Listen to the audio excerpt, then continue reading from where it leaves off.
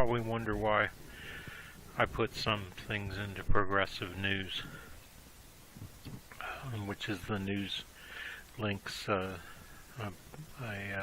playlist on YouTube of news that I think is important to progressives. So, foreign policy is important to progressives. Now, this guy, Jamal Khashoggi, he's, I guess, a cousin. So, father's son or mother's son of Adnan Khashoggi. And Adnan Khashoggi is brothers of Assam Khashoggi.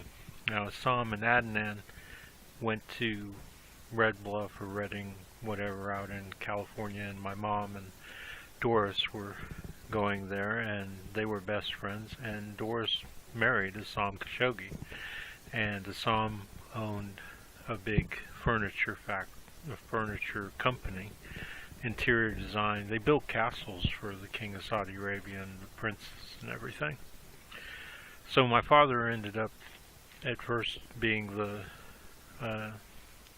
manager of the furniture factory, which is in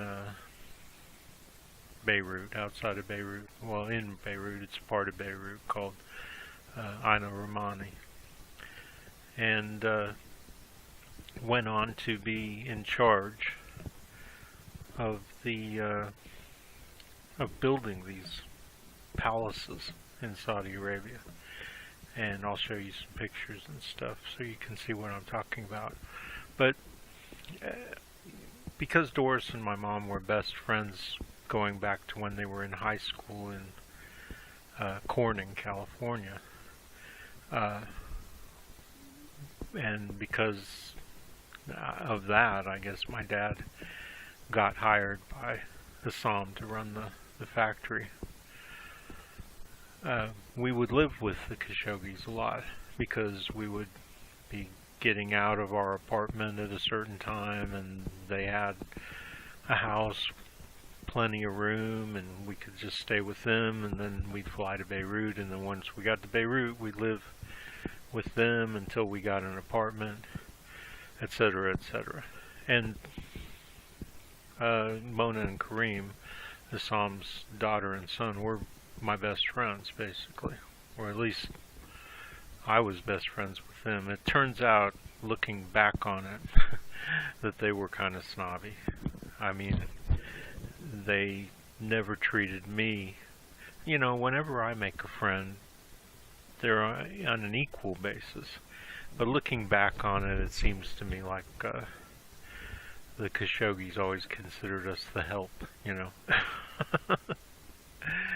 Yeah, it's sad. I mean, even though we lived together for years, I mean, there was plenty of times where we lived for 5 or 6 months at a time in the same house. Right up till high school, when there was a huge parting of the ways in 11th grade for me. So I'll show you some pictures. So obviously I've known about Jamal for a long time. I read about him in Wikipedia and stuff like that. I never heard of him before I started, because I decided I wanted to understand Adnan a little better. And if you don't know about Adnan, believe me, it would behoove you to understand Adnan Khashoggi as a progressive, okay? Because what you think of probably, if you don't know about him, what you think of probably as conspiracy theory stuff, as in bullshit, well, guess what? It's not bullshit. I mean, everything that Adnan had to do with, including the October surprise, I believe it was called, when they let the hostages go in Iran, which has everything to do with Iran now, right? Because those guys are leading the country now. The people who kidnapped the hostages, held them hostage. So, and arms deals between Saudi Arabians and Israelis, and I mean this goes back a long ways, right? These relationships that were built up, and these relationships built up between the Israelis and the Saudi Arabians. Well, that was all about what was going on with Adnan, and as it turns out, my father. See, my father had everything to do with getting the PLO out of Lebanon. My dad had everything to do with gathering information for Israeli operations, for the political side of all those issues.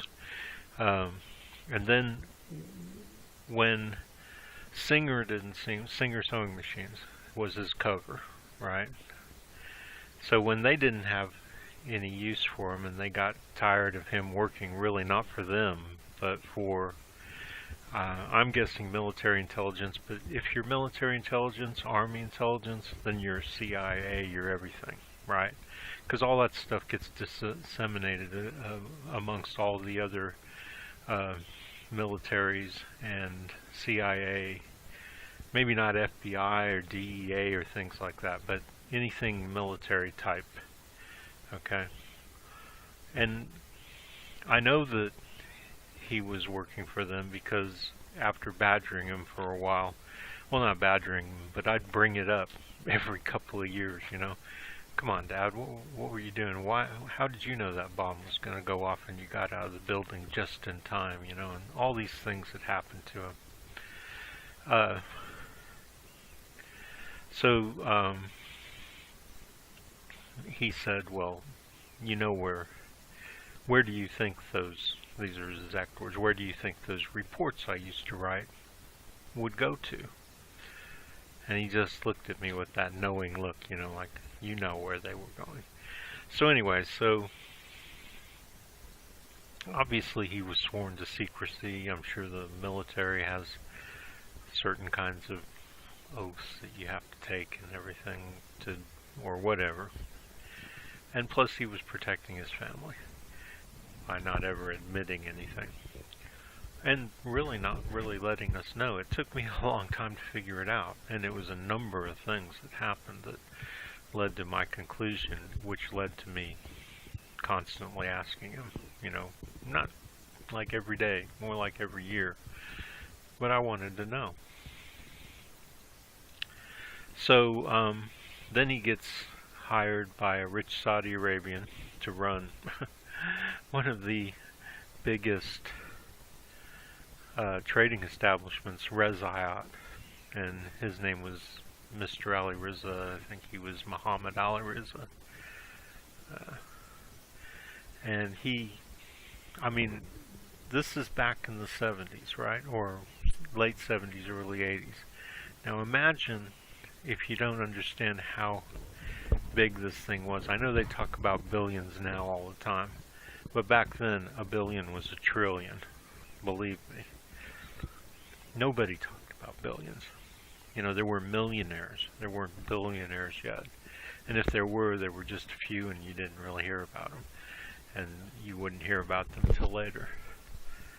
But my dad told me one day, and these are all the little things that my dad used to tell me that, you know, they add up after a while. But he told me that Mr. Ali Riza had him buy $2 billion in U.S. savings bonds.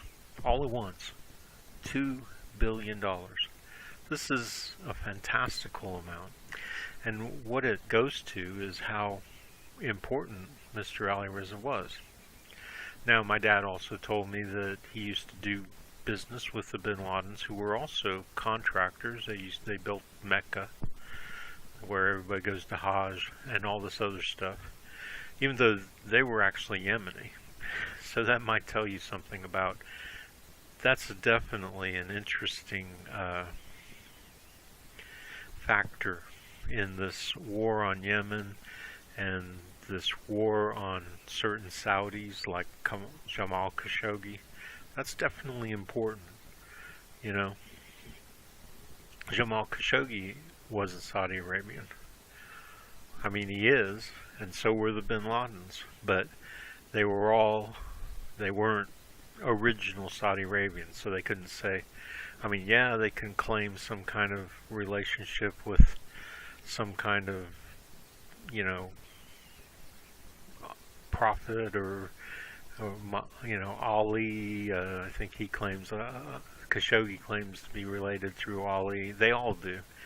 But the Saudi Arabians who are, you know, 100 generations of Saudi Arabians lived in the desert and all that in Saudi Arabia, they consider themselves really Saudi Arabians, and all these other people who come and they become like Adnan and Assam. They're two or three brothers, Adnan Assam and Adel Khashoggi, who I don't know what he's doing anymore. But anyway, if he's even alive, and Assam's still alive. He's out in California. So these three guys were all sons of Muhammad Khashoggi, and Muhammad Khashoggi was, when he was king, whoever he was king was his doctor. So this is how these people become Saudi Arabians, even though they're not Saudi Arabians. So Muhammad Khashoggi was a very good doctor, obviously, and otherwise the king of Saudi Arabia wouldn't have made him his doctor. And and by the way, I didn't learn any of this from Wikipedia. Matter of fact, I don't think it's even in there. This is part of this is my personal experiences. I mean, we were so close with all of them. Obviously, if I got hurt, I would go over to Adnan's house. I mean, he'd be there sometimes he wouldn't, or his wife, and who's not his wife anymore anyway. So,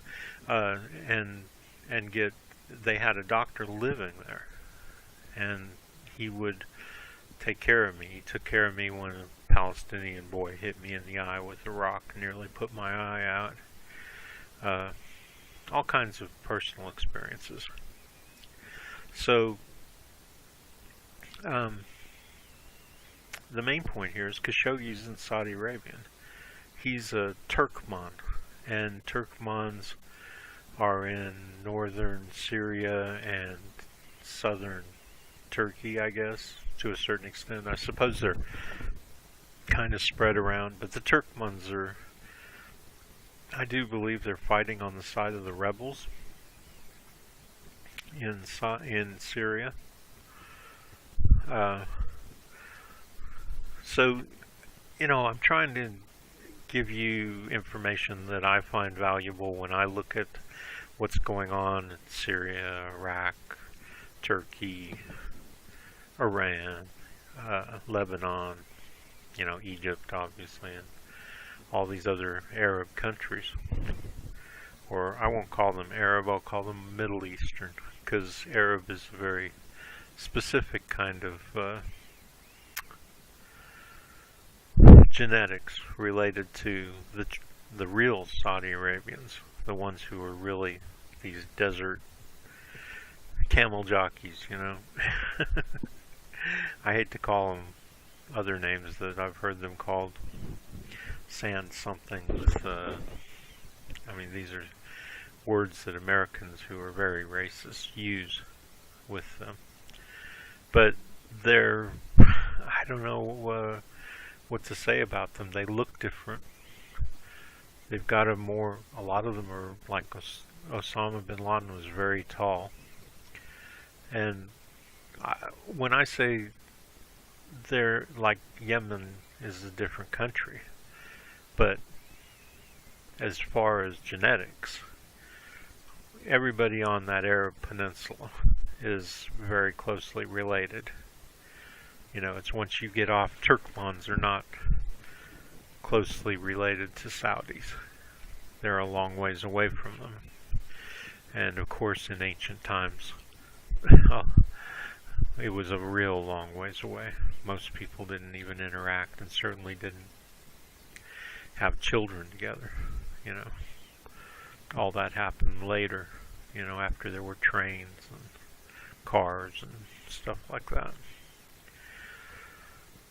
So when I pick this stuff, I do want you to understand that I am looking from my own point of view, but my point of view seems to be a lot more relevant than, you know, what the average person who doesn't have any experience over in the Middle East at all, and because experience is the seed, right? I mean, it's the first thing that makes you interested, and then you branch out and you study and you talk to people, and you, because this is a lot of discussion with a lot of different people to know all this stuff about all these people. So, you know, when I put up clips like this, for a few more days in the investigation into the fate of Washington Post journalist Jamal Khashoggi. Meanwhile, a new report in the New York... And she doesn't even know how to say this name, and neither does anybody else. They keep calling him Khashoggi, and she's calling him Khashoggi. Well, in fact, my mom told me, and she was there, while Adnan and Assam and Doris and her talked about, well, how shall we have our name pronounced in English? And they decided that it would be Khashoggi, and it's doesn't even have, they took the H out, K-A-S-H-O-G-G-I, even though they should have just made it O-G-I. I mean, in fact, I don't like the spelling anyway, but that doesn't matter. That's been around for so long, I wouldn't dream of changing it. So, you know, these people, they don't even know how to pronounce his name. And all the news people, they think they're pronouncing his name right. Well, guess what? The way you pronounce the name is the way the family decided they wanted their name pronounced in English. His father, the way he pronounces it doesn't matter, because he didn't come to the United States and go to college at some BFE college in California in the middle of nowhere. I mean, my mom and Doris were just dying to get out of there. Now, I'll see what I can show you here in the way of pictures.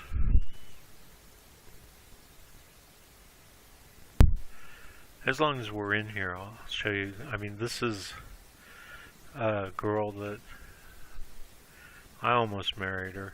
I made her my fiance. Here's another picture. She's being silly.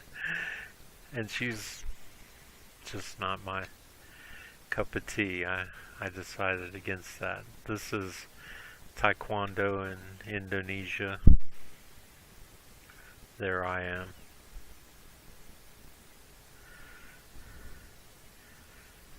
This is Samantha, the girl that I almost married. Class pictures from a yearbook from like 74, 73, 74. Friends, good friends, most of them I knew really well. Okay, these are pictures from my birthday party in 74, just before the Civil War got really bad. This is a horrible American whose parents got kidnapped.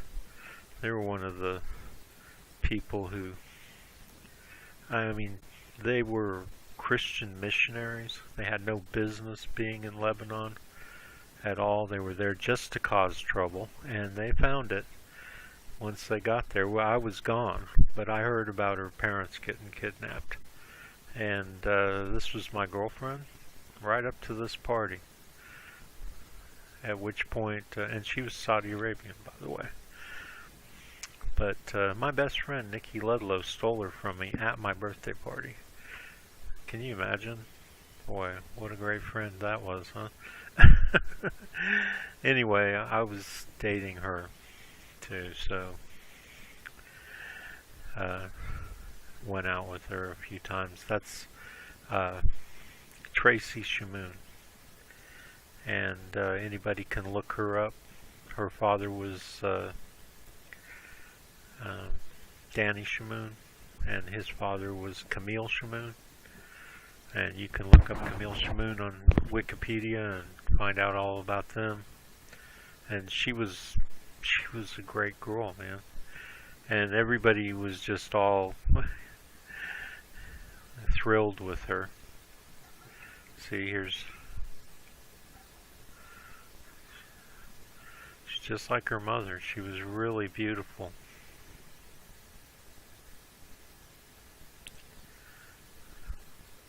Picture got messed up, so and you know, that's one of the important things about our time in Lebanon is that when we were there, my mom made all these friends, like the Shamoons, you know, which is a really fascinating relationship to have, because you know they're part of what the Civil War and everything.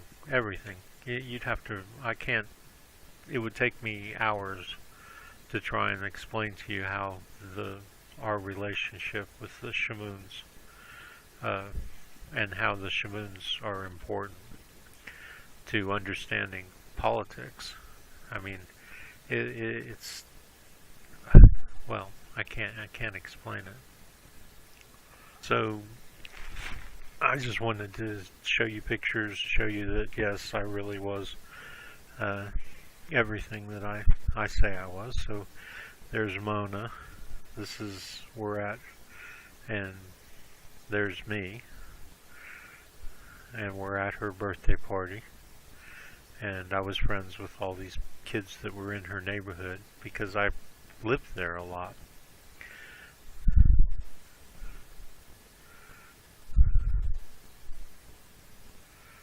I had to clean up some of these pictures to get them to look like this. Another picture of Mona. Mona is Assam's daughter.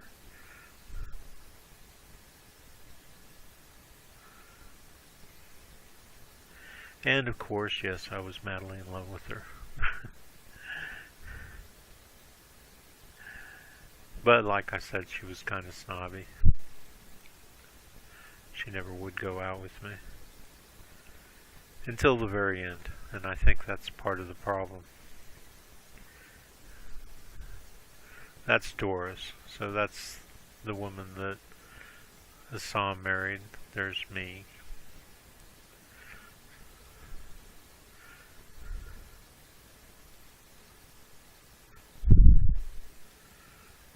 And around the same time we went on Adnan's yacht.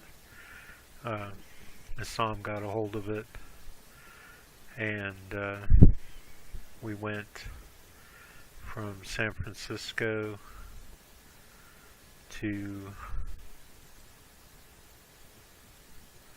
Disneyland down in Los Angeles. That's Assam Khashoggi right there. These people, I'm not real sure, but they were friends of Assam's. There's Assam. That's Adnan's younger brother. And every bit as much of a player as Adnan, except for, I guess, Assam you could say was smart enough to not let anything that he was actually doing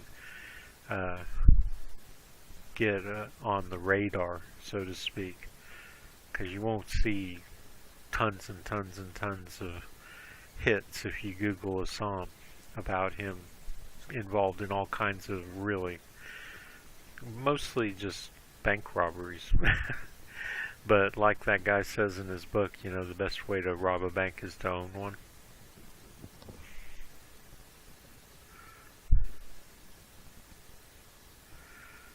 And I'm not sure who all these people are anymore. I wouldn't remember. There's my mom and dad. And obviously we're going under the Golden Gate Bridge. There's my dad. And, you know, he was a fascinating guy. He was a farm boy who made all the wrong decisions. But if you wanted to make a lot of money and take care of your family, he made all the right decisions. They're just bad decisions ethically. They really were. So we slept on the deck one night. I remember that. I decided I wanted to, and that's Mona over there, and I think it is. And she's, I don't know, I think she's one of Adnan, maybe she's Adnan's wife or something like that. My mom and dad, that's typical of my dad, huh? A white t-shirt. It's kind of an army thing. And that was Catalina Island back behind him. There's a psalm. And like I said, I don't know. That looks like Werner Everhart. Anyway, I'm not going to get into personal stuff. Point is that, you know, we were really close, us and the Khashoggis, because of Doris, because he married Doris, and we were really close because we were around each other, and we became very good friends. I mean, me and Assam got along like two peas in a pod. We were such good friends. So were me and Mona. I can remember insisting that Mona go with me in the little cup. I mean, I was trying to get her to go out with me all the time. And I suppose to a certain extent she felt the same way about me, but she was under a lot of pressures that, you know, like I said, I think they thought of us a little bit as the help sometimes.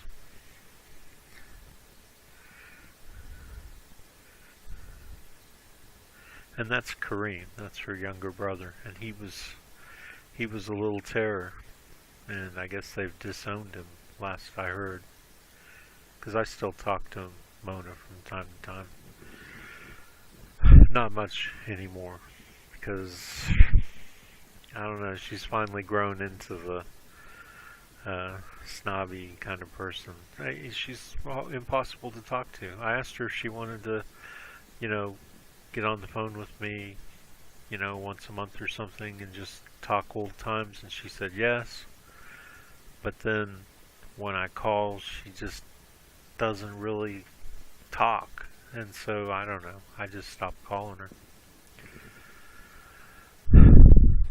Yeah, I mean, it's sad, and I'm sure all of you have old friends like that, and you have to wonder, you know, what happened?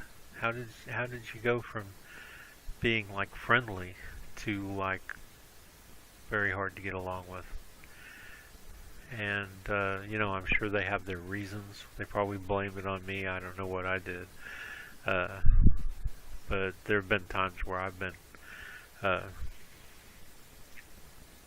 less than pleasant, I'm sure. So maybe I'm to blame for that. But you know what? A lot of my friends have been less than pleasant from time to time, and unless they've been just done something that really is a deal breaker, right? I've always given it time to work itself out, and it always has. You know.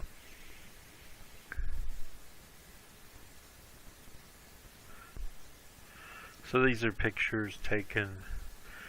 Condis opened up a showroom in Beirut. My dad did a lot of the work. And he took a lot of pictures, obviously. These are interior design people, good friends of ours, all of them, still to this day.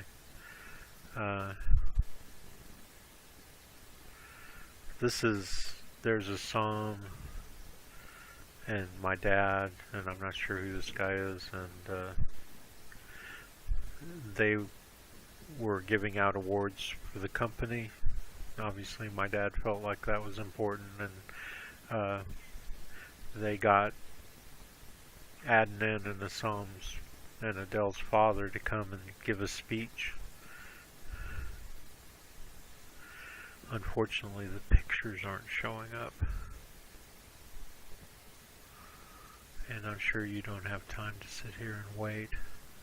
Let me get out of this and see if I can find. So there's Muhammad Khashoggi giving his speech. So that's Adnan's father, huh? The guy who was physician to the king of Saudi Arabia for a long time, like all of his life.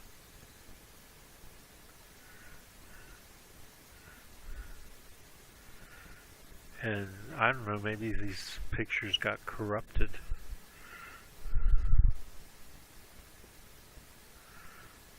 Because a lot of them are missing.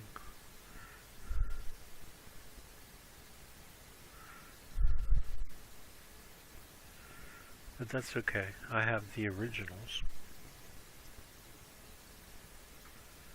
That's me on the beach in Lebanon.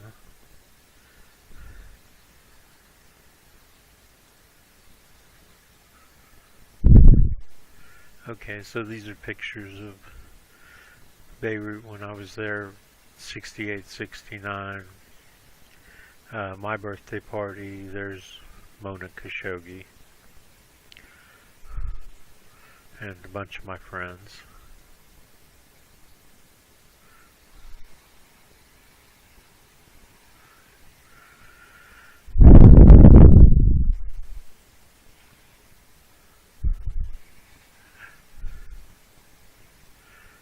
There's my mom. And that's how women dressed back there. So that's like 68, 69. The boots and the short skirt and the whole bit, huh? My mom looked just like a hippie girl, huh? Even though she's as conservative as they come. Okay, there's the Psalm. And he's at a party that some friends of ours threw in Beirut. They live down by Pigeon Rock. You'll often see, when you see pictures of Lebanon, you'll often see a rock with a big hole in it that people can drive their boats through. Yeah, they were right down there. And then we all lived up in Babda, which is up in the mountains up above Beirut. Later on, we all moved up there. I think most of the people in Lebanon understood that the war was coming. There were little scraps, fights, and I think the Palestinians being there, the refugee camps, were kind of a sign that it was eventually coming, and we all moved up just about 7 miles up into the mountains, looking down on Lebanon. As a matter of fact, I'll show you some pictures from where we lived. So for people who are nostalgic, you might want to see these pictures. I know you don't know any of these people, but like, it might be interesting to you. I mean, there's Doris and a Psalm, and I don't know what this party is, and you can tell all these people at the table, even my mom and my dad there, my mom there, they all know who they are. You know what I mean? They've all made it, you know.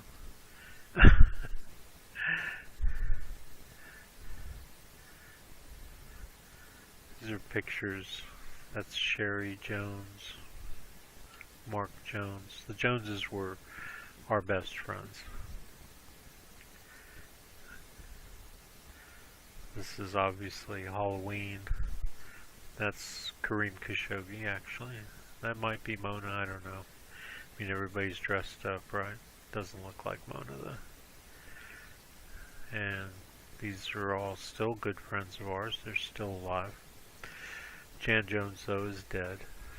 And Sherry's still alive. She lives out where my mom and Doris met Adnan and Assam. Him, I don't know. So that's, my dad broke his arm in a car accident. We ended up coming back to California so he could get proper medical attention and didn't go back until 1972. And that's Jan. Like I said, we became like best friends with them, and when they were back in California, we would go over to their parents' house and hang out with them and stuff. So the designers, you know, it's hard for me to remember their names anymore. I remember the Bacons, and these people were really good friends of ours. I think they got divorced. But yeah, that's not why I'm showing you these. I just thought you might be interested in some of the clothes and, you know, from the 60s. Because this would be 68, 69. That's one of our good friends. Colette. Michelle and Colette Bacon, and these two were really good friends of ours as well, and I just can't think of their names. That's why my dad's taking pictures of them. And there's Assam. Looks like he's had a couple of drinks. A good Muslim, right? And yeah, the Khashoggis weren't particularly Muslim. I mean, they didn't get down and pray to Mecca every day and all that kind of stuff. That's obviously a bigger picture. There's my dad with his cast on. And he broke his arm because instinctively he would stick his arm out to hold, because there were no seat belts back then, stick his arm out to hold me from going into the windshield, which obviously in a car accident that's not going to work. But there was a full-grown man in the seat next to him, and he stuck his arm out to keep the, you know, instinctively, and ended up getting his arm broken really bad. And we had to come back to the United States to take care of it. Plus, well, I'm not going to get into all the personal details, but we had reasons why we couldn't stay there for a little while until we worked out a better deal with Assam, because the one we were having was not working out. I mean, these people, they had a nice house, and they got to send their kid to the American school, which cost like $5,000 a year back then, which was a lot of money. So, you know, and I didn't want to leave my school. I went back to Salesian Italian school, the English section, and I always stayed there, and I always liked it. I liked it a lot better than the American school, than I would have liked the American school. I learned a lot of things from a lot of people there. We had an Arab section, an Italian section,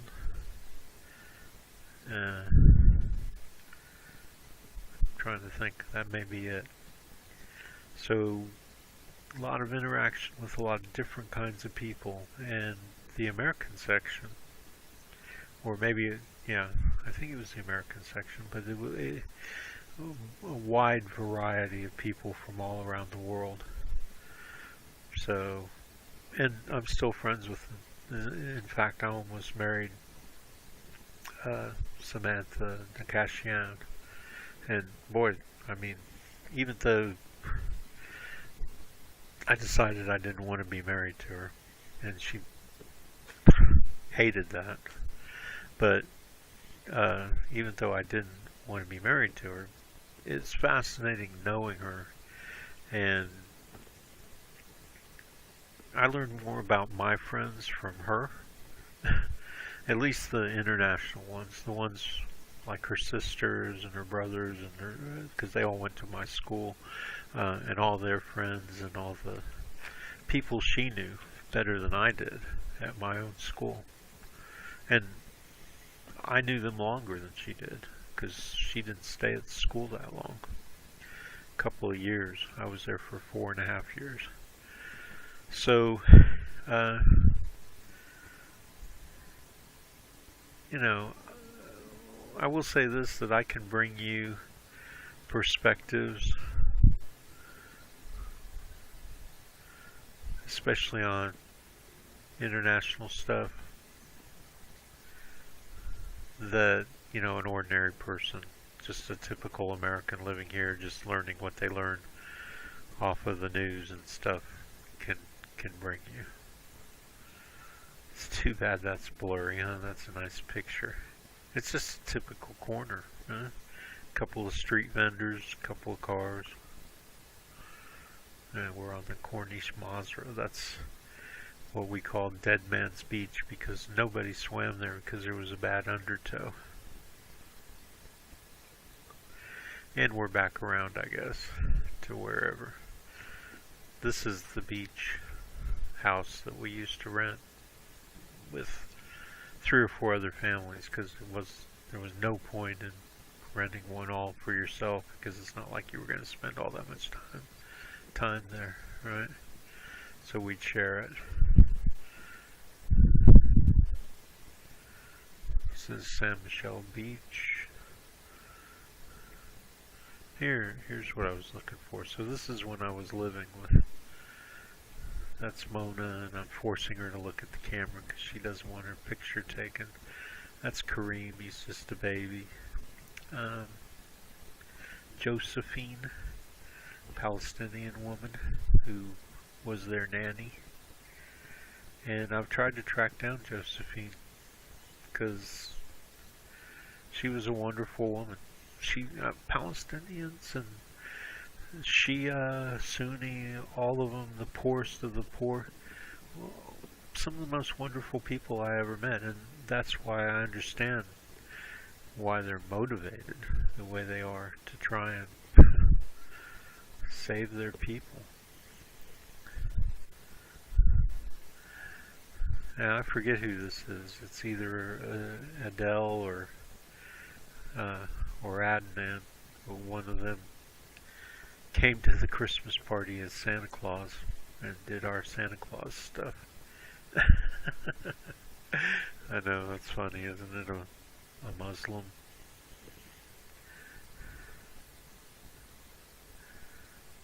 The only person I recognize there is my dad, and I know this guy from that picture we saw.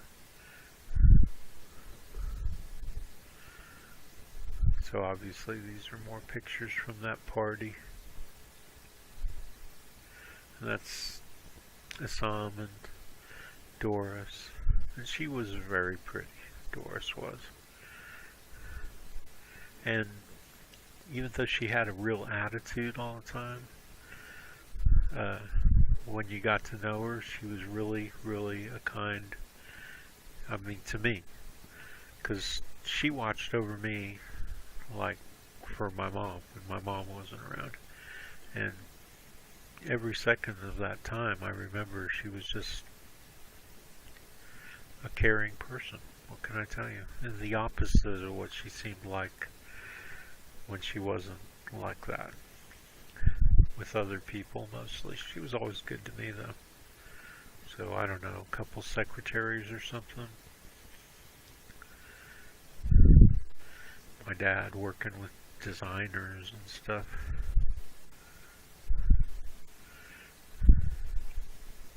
There's my dad. And there's Jan Jones. And they were really close. I think they worked together a lot on the projects for Saudi Arabia.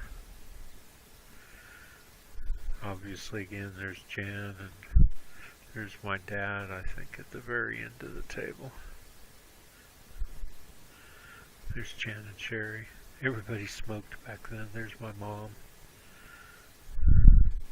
I think this was Doris and Assam's cook. Or maybe just somebody they hired. And that's inside Qantas, where on Hamra they had, which is the main street in Beirut, they had their offices in there. Beautiful office. Everything was beautiful about Qantas. They did wonderful work, amazing work, really. If you want, we can look at some of that stuff sometime. There's some of it, but that's just rough where they're working. See, there's an example. Two hand-carved, they're fish. And they're going to be the legs of a table. I don't know, people who worked with my dad, obviously that's my dad's office. See, that's the kind of thing that they did. Like, you can see how they made buku bucks, huh? Matter of fact, I'll bet you Sam's sorry that he sold condos, because that was definitely the biggest money maker he ever had. I could have made him a lot of money, but I'm glad that I didn't have. I'm glad I'm not in there. I would not want to be part of that. I like being close enough and having been in there enough to know about it, but I wouldn't like to have to admit to people that I'm part of it, because it all didn't work out in the end.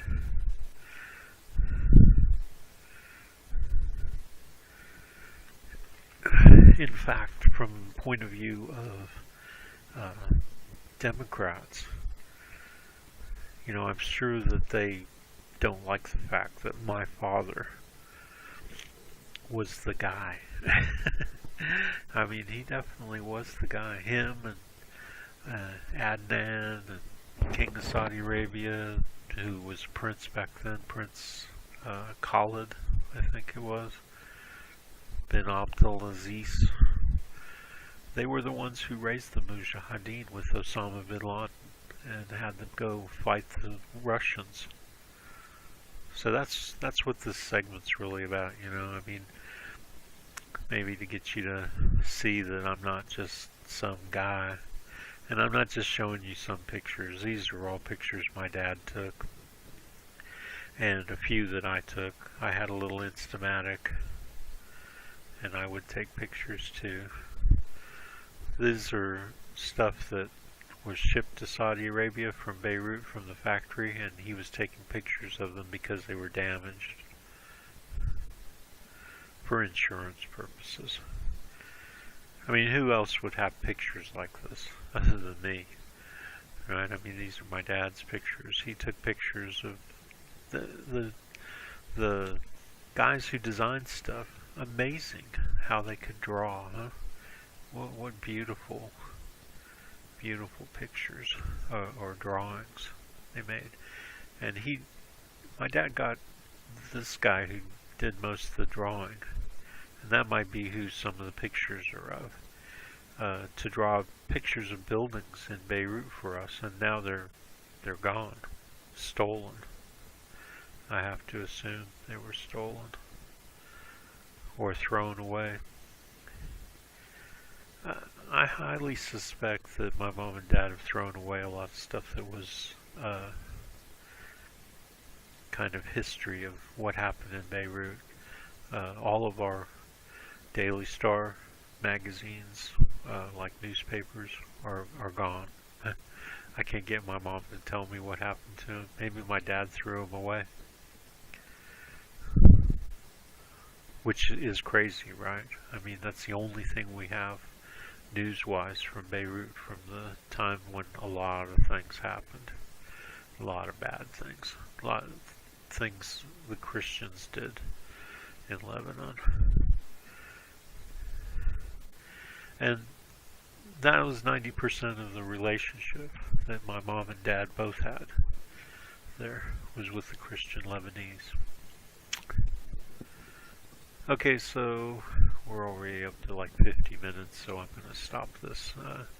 I'll talk more about it again sometime. And, you know, if you don't understand how this relates to being a progressive and how it will expand your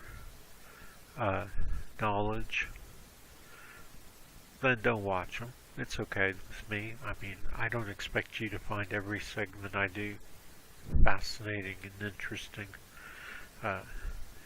So, you know, if you're not interested in politics in the Middle East, Lebanon, don't waste your time with these things. Probably should have said that first before you watched the whole thing, right? Okay. Alright, so that's it for me. I hope you enjoyed it.